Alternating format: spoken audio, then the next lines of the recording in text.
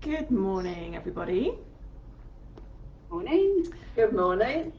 For whatever reason, my video is not working today, so we're going to have to miss my face, unfortunately. But hopefully, you'll be able to see my hear my voice, and we'll get started. So we are now live on Facebook, and we're talking about a very exciting subject today. Let's get started and introduce the subject. Wonderful. Hi everyone. So today we're going to be talking about Thailand. So I've got a few facts and figures for you. So Thailand has a population of almost 70 million, and it's known for its tropical beaches, royal palaces, ancient ruins, and its ornate temples with many statues of Buddha around. So it's the only Southeast Asian country that's never colonized by the Europeans. In Thai, the name of the country is Pratet Thai, and it means land of the free, which is quite apt, really. So Bangkok is its capital and the largest city, and it's home to 1/10 of the entire population. Now, we've got an open challenge in Thailand next year, but we're going to be focusing on the northern side of the country, so we'll be going around in the north, and Jill will tell you a little bit more of that in a bit. So in that area, 100 years ago, the area was almost all covered in hardwood forests, and today only a quarter of those forests still exist, and logging is now completely banned. Today, the most exported crop is rice, which is probably obvious to a lot of people. It's a staple for many Asian countries, and you'll be eating a lot on our trip. And each year 6 million tourists visit Thailand, but our trip is a little bit different. It takes you away from the tourist trail, you're away from the big crowds, and you're going to be exploring the country in a truly unique way. So I'm going to pass over to Jill, who's going to explain a little bit about what our trip and challenge is. Yeah, hello. Yeah, this is something I've been personally interested in for a long time, and I'm very excited about this trip. As Rubio explained, it takes us way away from the tourist trail. We fly into Chiang Mai, and the adventure is a 12-day adventure driving your own tuk-tuk.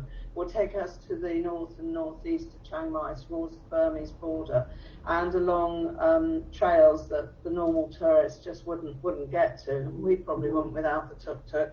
So it's a circular route taking in temples, inevitably, forests, traditional minority villages in the hills, national parks and waterfalls. And as Lexi and Rubio will explain in more detail, we'll be staying in very varied accommodation and really getting to know the local people in a way that wouldn't be possible otherwise. Just a quick word on the tuk-tuks, because a lot of you would have been to India, maybe Sri Lanka and other parts of Thailand, and jumped in tuk-tuks before now as taxis, and are maybe wondering about what the tuk-tuk involves. So the company we work with actually have them specifically made. They're made to their specifications, and to suit the roads and environment that we'll be travelling on. And the machines are never more than three years old, and are regularly attended to on a daily, weekly, and serviced on a monthly basis. And the trip will involve there will be a support vehicle as well. You don't have to be able to drive a tuk-tuk. You can be a passenger, but in order to drive a tuk-tuk, you have to have a British driving license, and also an IDP, International Driving Permit, which is very easy to obtain through the post office. Costs £5.50, but you have to have one of those. But as I say, you don't have to be able to drive. You can be a passenger. You drive between 50 and 80 kilometres a day. Usually it's about 3 to 5 hours, but lots of stops and roadside stops for food, photographs, all sorts of things. I'm particularly excited about this. I think it'll be a huge adventure, and I think there'll be a lot of fun as well.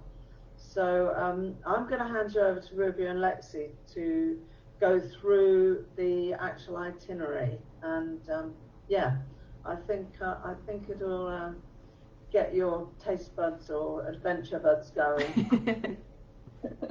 It certainly is really exciting, isn't it? It's just such an unusual way to be able to explore such a remote part of the country as well. So we're going to run through the day-to-day itinerary for you, just so you know what's what and what's coming up. So you'll depart on the 13th of November, which is a Saturday, and it's an overnight flight to Chiang Mai, and you arrive on the Sunday, and then that evening you'll have a welcome meal with the rest of the team, and you'll get a little bit of a briefing as to what the rest of the week holds. So the next day is when you will first get your tuk-tuk. So there'll be a training session, and it's kind of broken up into 30 minutes on behind the wheel each time, and it's for about an hour and a half to 2 hours, and you'll use that training session to go and visit a small temple, and it's got like views over the countryside, and yeah, that'll just give you a little bit of a taster of how it is to get behind the wheel. And then in the afternoon we've got some bamboo rafting, so you get to go on a bamboo raft down the river, which looks really fun. And then in the evening you're going to be having, essentially it's like a Thai country pub, so that's where the meal will be that evening. So the next day is your first full day on a tuk-tuk, and like Jill explained, the sessions are broken up, so you're not going to be behind the wheel all day. So the visit will be to the, forgive my pronunciations, the Wat Do Sapanyu temple, and that has spectacular 360 views around the area and the countryside, so you get your beautiful landscape of Thailand. It's famous for its towering Buddha statues, and then in the afternoon you'll be heading up to the mountains and beginning your exploration of the Mae Sapok Valley. This afternoon there will be a short jungle trek, which will lead you to where you'll be spending the night in a traditional Karen village. So the Karen are like an ethnic tribe in the hill tribes of Thailand, and you'll be camping there in the foothills of Thailand's highest mountain, which is the Doi Inthanon. You'll be spending your time with the Karen tribe there. You'll be cooking your meals with them, and you'll be feasting with the locals and getting really immersed in the culture there. So after your night there, we're going to head towards, the next day we're going to head towards the Myanmar border. Apologies for the bin truck outside my window, I don't know if you can hear that, but you'll head towards the Myanmar border, and you'll experience a mix of the Thai and Burmese culture on that side. So that's really loud, sorry, apologies.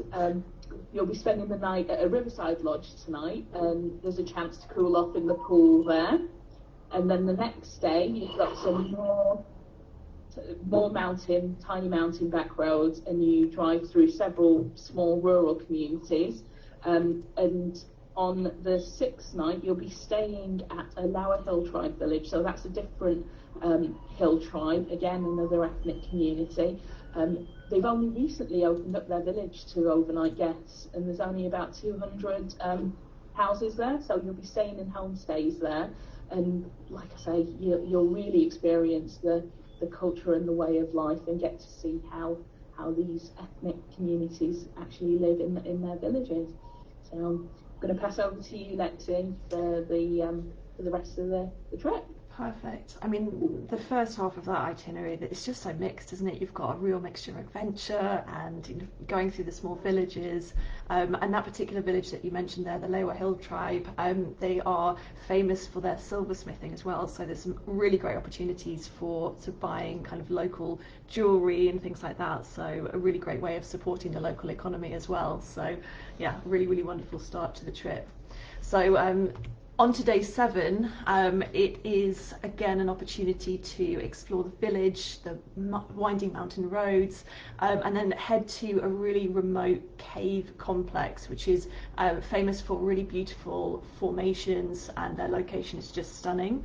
And from there you continue on north to the border with Myanmar, and spend the night in a resort which is nestled in the forest, surrounded by paddy fields, not too far away from the main town, but just a really beautiful location, very remote. I'm just going to share a picture of the accommodation so you can see kind of what to expect. It's really, really pretty, and you know, one of the great things about Thailand is just the natural kind of wonder of the place.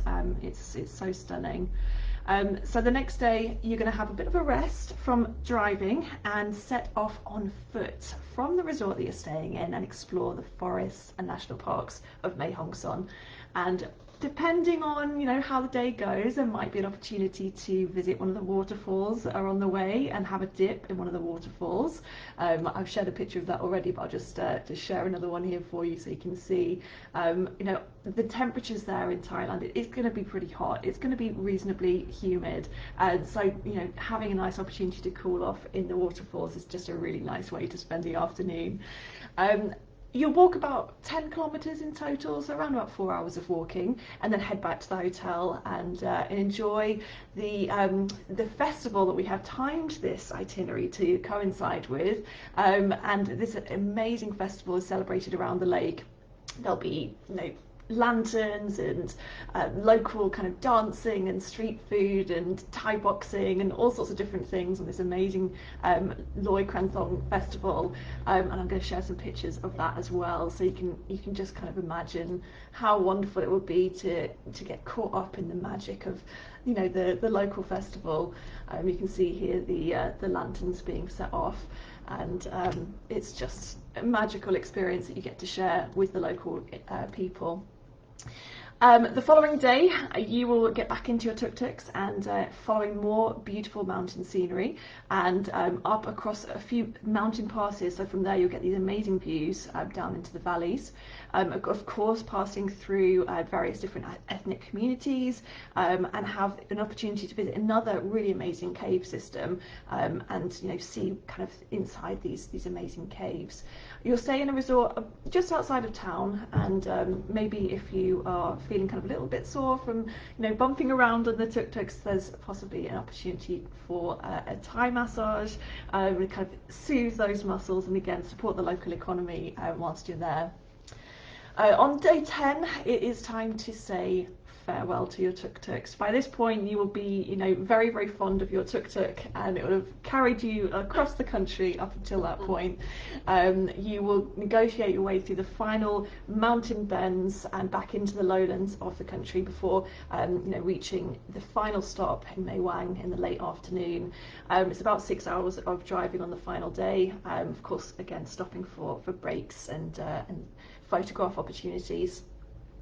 The second last day you'll head back to Chiang Mai, which is where you started the trip, and you'll have an opportunity to visit more of the city, do kind of some relaxation, maybe some more shopping, and then you'll have a farewell meal at a lovely riverside restaurant and say your farewells to your fellow team members. The following day you will transfer to the airport and return home to London, and it will be a very sad moment to leave this amazing country, but what an adventure we'll have had up until that point. Really, really amazing, and it's a great opportunity. Although you'll be driving in tuk-tuks, you'll get to know each other so well on this kind of adventure. You spend time at meal times getting to know one another and bonding over this wonderful, wonderful country.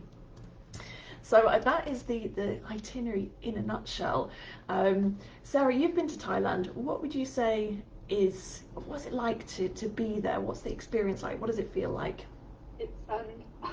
It's certainly one of my favourite countries. It sounds a bit of a cliche, but you are just made to feel so welcome. Just the people are so friendly and welcoming, and it's just such a lovely part of the world. And I think up there in the north in particular, because it's slightly more away from. I mean, yes, Chiang Mai does get a lot of tourists, and it's a big. I think it's Thailand's second city, and it is big and bustling, and there are a lot of people that go there. But once you head out away from that into these little places that you're going to be exploring, whether it be on the trek or on the tuk-tuk, it really is off the beaten track, and yet you are just going to be made to feel so welcome. I first went up to that part, about 30 years ago now. Makes me feel very old. It was actually probably my first ever actual trekking experience, sort of going on over sort of a 3-day overnight hill tribe trek, and just absolutely fantastic. You're just staying with these families in their homes. They are very much they're kind of because they're sort of like welcoming you. They're also getting paid and they're benefiting from you staying there. So they themselves are sort of part of the emerging and growing tourist economy over there. So which is a really nice thing to contribute to. I think one of the nice things about this trip as well, we've obviously covered the fact it's a little bit of everything, which means it really is actually suitable for everybody. You don't have to be super fit. You really don't have to go and do the sort of training for this like you would if you were going to come and join us climbing Kilimanjaro or something like that. It is actually something for everybody. And even if you don't drive, as we mentioned, you can buddy up with somebody and you can be the passenger, or if you're just wanting to sign up on your own and you don't drive, don't worry about that. Just talk to us and we'll make sure that there's enough people who can drive, and it will be something that can be very much you can still participate in and enjoy. So yeah, I think it's just it's something a bit new for us as well, sort of doing something that isn't either a trek or a cycle or a canoe trip or a community project. It's something that really does sort of combine all those elements of I guess what we all love and enjoy about our adventures that we go on across the world. So it's just nice to do something all encompassing, I think. I mean, Jill, I know you're a fan of Thailand as well. What do you think, or what do you think the highlights are going to be? Well, I think you've covered a lot of them about how welcoming the people are, and I think especially travelling next year, we're going to find going back to these places or new places that people are particularly welcoming to see tourists, and as you already pointed out, we will be helping the local economy, putting money back into the local economy. So, I mean, that's great. I mean, this is more, like you've just mentioned as well, more of an adventure than a challenge. And that's quite fun to put that out to people. And as you say, it might appeal to a wider group of people. We haven't even mentioned the food, which is so unlike us. That's the cherry on the cake, I think. The food is just amazing. And we will have the opportunity to taste it at its most local and its most best, because some of the stops for lunch are at food, local food stalls, and you'll be picking up the fruit just picked and all that sort of thing. It just adds to the whole experience. And it's the people. I think the temperature will be good in it. We'll get a bit cooler in the evenings as we're up in the mountains. So it'll be very comfortable at night for us. They call it cold when it's early 20s, but that'll be comfortable for us. It's really exciting. For us, we have been to Thailand before, but for us, it's a sort of new kind of trip. And I think it'll just be great fun. It'll be so, bonding as a team. There's and that's what's exciting about all of our trips anyway, making new friends and just building up relationships. And I think this will be especially good at doing that. I think there'll be plenty of laughs and plenty of adventure. So yeah, bring it on. Definitely. I'm just going to share a video. I've just shared a video of the street food. Colin has commented, "I'm hungry now." Apologies, Colin. Hopefully it's not long until lunch for you. We've got a couple of little clips as well of the actual experience of what it's like to drive a tuk-tuk through the mountain roads. I'm just going to hopefully show that to you. Here it comes now. Yep. So driving past the rice fields that Thailand is so famous for, it kind of feels like you're on a sort of a roller coaster ride without the ups and downs. It's a really smooth ride by the looks of things, which is nice. Let's see if I can get the... And safety is priority. I mean, they even stipulate, the company that we work with over there, that there are no right-hand turns. You drive on the left-hand side of the road like you do here, but there are no right-hand turns on this journey. It's very safety conscious as well. That's amazing. Little things like that. People might have concerns, but a lot of the roads are really small country roads, and there's a few steep climbs, I believe. By then we'll be experts. What would you say? So myself, I have a driving licence, but haven't driven for goodness knows how many years, almost over a decade. For someone in my position that is legally allowed to drive but hasn't done for a long while, would you recommend that I would go as a passenger, or would there be the option for me to kind of give it a go, and then if I didn't feel comfortable, to pass it on to someone else? How do you think that would work?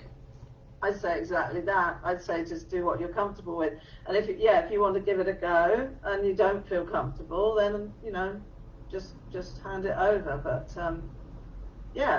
just what you're comfortable with, and it wouldn't matter if you said, yeah, I want to drive, and then decide after half a day you didn't want to drive. There's plenty of room for passengers. So I think it's a maximum of 3 in a tuk-tuk. So the driver and 2 rear seat passengers. So yeah, I'd just treat it with what you're comfortable with. I think it's sort of going to be such a different experience to driving cars here in the UK anyway, that the fact that you haven't done much driving for a long time in the UK wouldn't really be a disadvantage. Wouldn't really matter. It would be such a different thing that, but as Jill said, you can give it a go, and then if you're not happy, it's not a big problem. So No. Sounds good. That's the beauty of the types of roads you're going to be driving on. There aren't going to be much other vehicles out.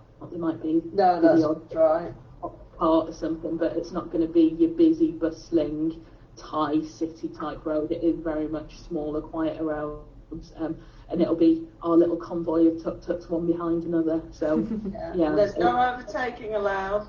There isn't going very fast either. No, you're not allowed to overtake, and all the routes are specifically chosen to go through stunning areas, but also to minimise the other, amounts of other traffic. So, be very exciting. Yeah, it is. Wow. And just a quick question, kind of on the side of things, related to the local culture and getting involved. Obviously, tuk-tuks are the typical way to travel in Thailand. So even driving your own tuk-tuk, you are kind of getting, even though it's quite an adventure, it is very much getting involved with that local culture and finding out how it all works. It's a really kind of unique experience. What do you think the reaction would be from the people in the villages as you're passing by as a train of tuk-tuks? What do you think the reactions of the local people would be seeing that? Well, I imagine they'll be really sort of excited. I mean, it's a bit like when we trek through a remote village in all parts of the world. Everyone genuinely is excited to see us, and I think it'd be exactly the same. There'll probably be a few laughs, and they'll probably sort of point and giggle at this sight of us, kind of negotiating our way through their village, but all in a very good-natured way, I'm sure. Absolutely. I mentioned before that there was a support vehicle, so there's no risk of getting lost, by the way, because there's a leader, a guide at the front, and the support vehicles at the back, and we're all sandwiched in between. So it's all You don't have to worry about your navigational skills. No. And looking at the tuk-tuks, there's no missing them, is there? They're quite bright and pretty obvious in the landscape who you are, and they certainly a convoy of them. You're not going to miss them. It's a very big statement, I would say, isn't it? The bright orange and the bright coloured seats and everything else. It's quite special. They've all got names as well. Yep. Amazing. So the dates of the trip, remind me of those dates. It's November next year, isn't it?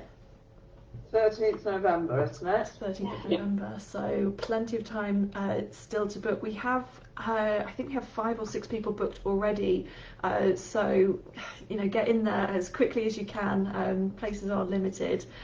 We have a very enthusiastic person joining us today, Alan Henderson. He has just commented, okay, now I'm too excited about this trip.